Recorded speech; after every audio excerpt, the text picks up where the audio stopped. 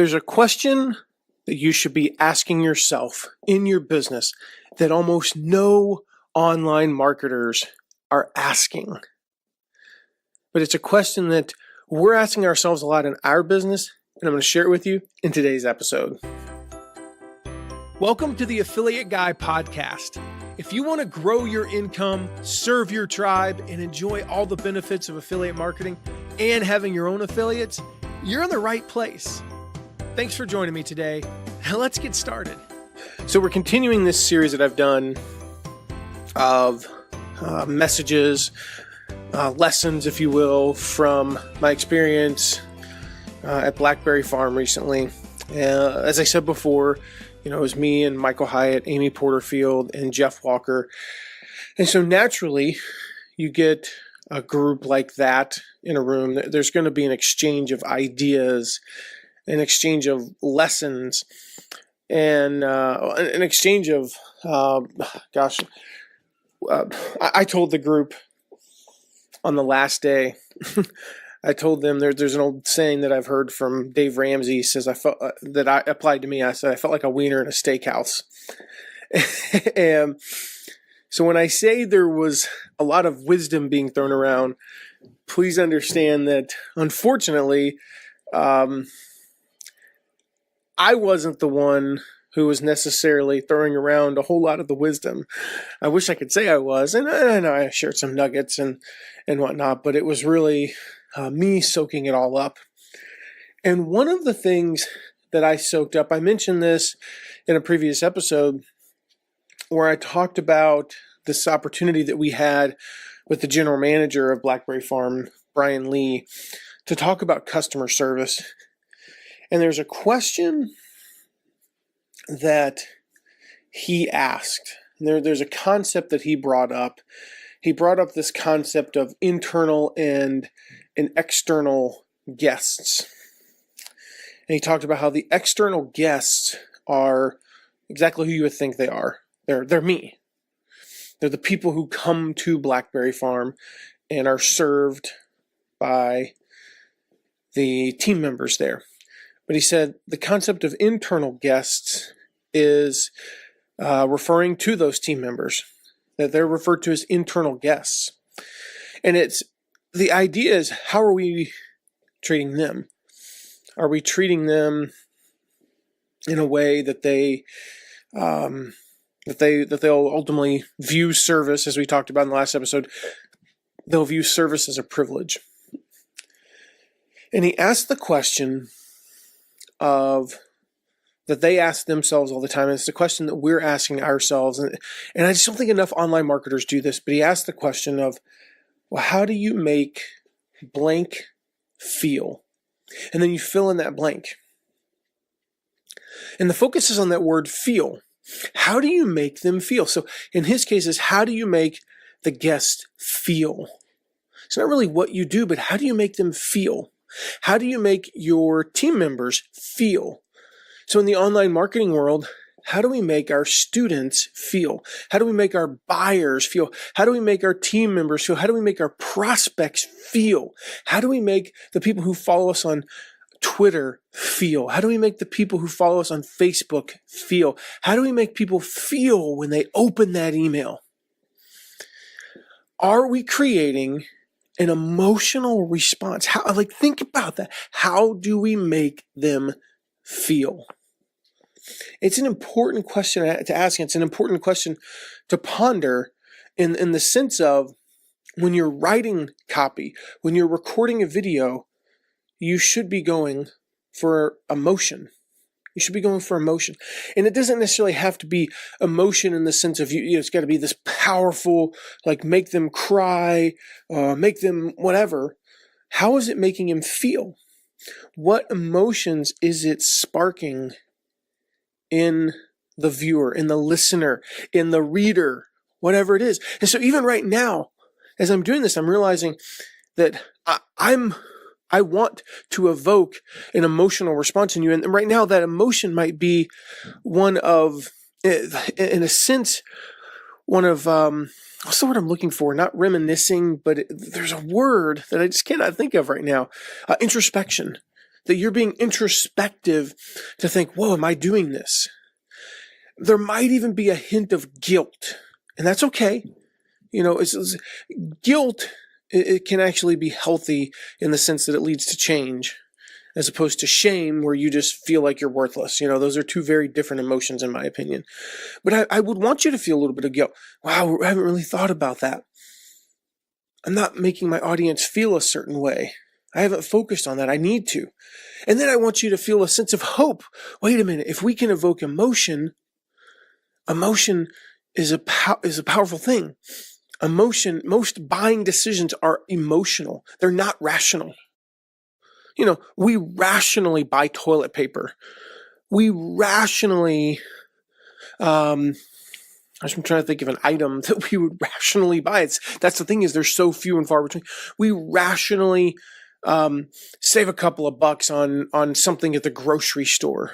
We rationally buy, not even cleaning supplies. I was just thinking about we just converted our cleaning supplies to more of a natural cleaning supply. They're natural things. And so in fact, we bought some natural stuff. I think the company's called Method, but we also made some. Why? Because we're trying to avoid putting chemicals on our countertops in our bathrooms and just anywhere in our home as much as possible.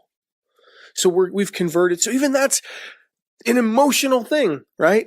We made that. Yes, there's a rational element, of course. When we bought our car, I don't remember what the thing cost, but whatever, $37,000 or something like that, right?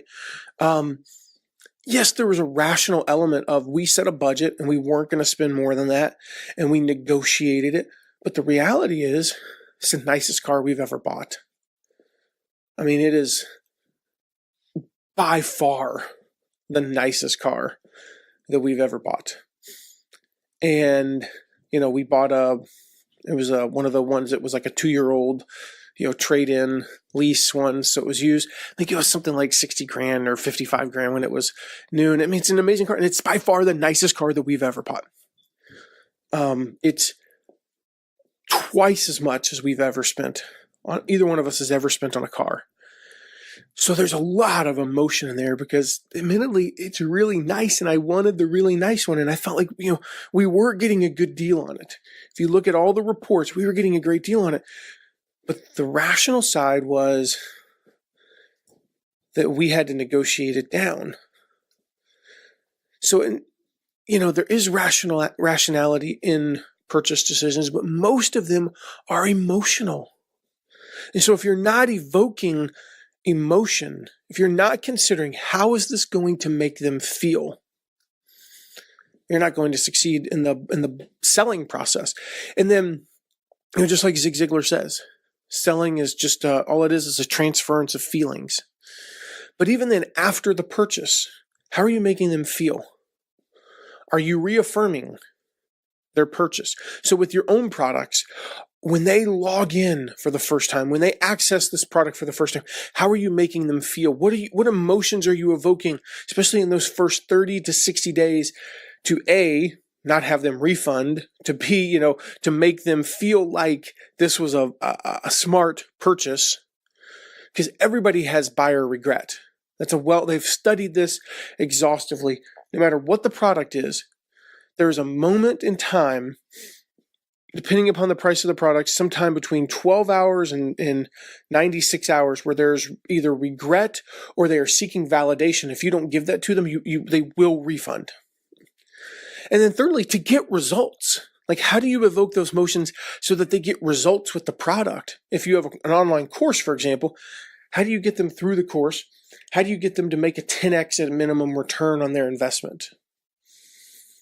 Or if it's not if you're not teaching something where they can make money, how do you get them to have that garden that they've always wanted?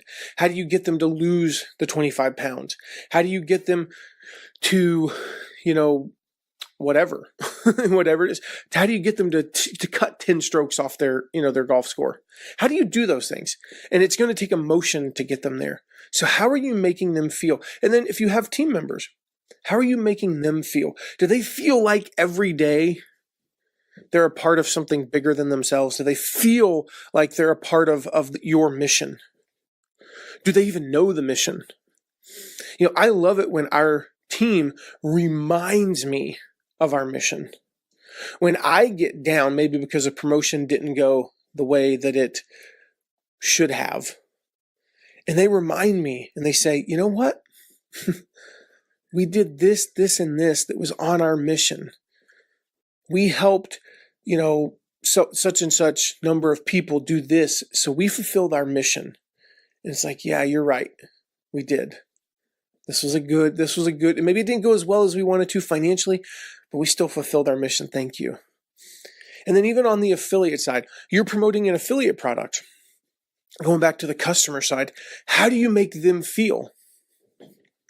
Are you supporting them, or do you just completely turn them over to whoever you were referring them to? Do you just turn them over to whoever and basically make everything their responsibility? That's the beauty of affiliate marketing. And 5 and 10 years ago, that was one of the best things about affiliate marketing was you didn't have to do all the customer service. You didn't have to create the product, but the world has changed. And so today you actually do have to still serve them. You have to still invoke those feelings. And so follow up with them a week later. Follow up with them a day after. Say, congratulations on joining so-and-so's community. So let's just say we're promoting Jeff Walker since he's on my mind right now. When people purchase PLF,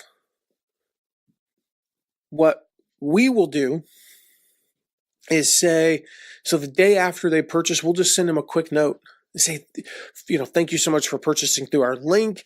We're really excited for you. If you have any questions about PLF, I'm actually happy to answer them. We've been through it. And it gives them a great feeling. Then about 5 days later, usually I'll just do this like 3 or 4 days after the cart closes. So some people are getting this like 9 days after they purchase, some of them only 4 days after. I'll follow up and say, hey, just wanted to check in. How's it going with PLF? Any struggles, any questions you have? And then typically around the 3-week mark, we'll do the same thing. And we'll send them, in that stretch, we'll send them a video or something that I've recorded, kind of reselling them on PLF in a sense, saying, here's my journey. Oh, also here's some success tips. We give them our success tips for PLF. And you know what? Jeff might give the exact same success tips. In fact, I'd be willing to bet, I think we have 7 success tips. I'd be willing to bet that 5 of them, maybe 6 of them, possibly all 7, although I think there's one that I've never heard him talk about. They're exactly the same thing as Jeff is saying. But it's just different to hear it from me, the one who recommended it, the one whose list they've been on for 4 years versus they've been on Jeff's for a month and a half. They have experience with me. And so are you doing those things? Are you making them feel like the purchase was valid, and do they feel good about it? So think about that. How do you make people feel? Go through that list of everybody in your life. Because this applies to kids. This applies to spouses. This applies to friends. How are you making them feel? I believe as a society, and certainly as in business, if we focus on the feelings that we create in people, if we focus on making people feel a certain way, sometimes they need to feel motivated, sometimes they need to feel angry. Anger is a perfectly valid emotional tool. I've said this before. Moses was angry. Martin Luther King Jr. was angry.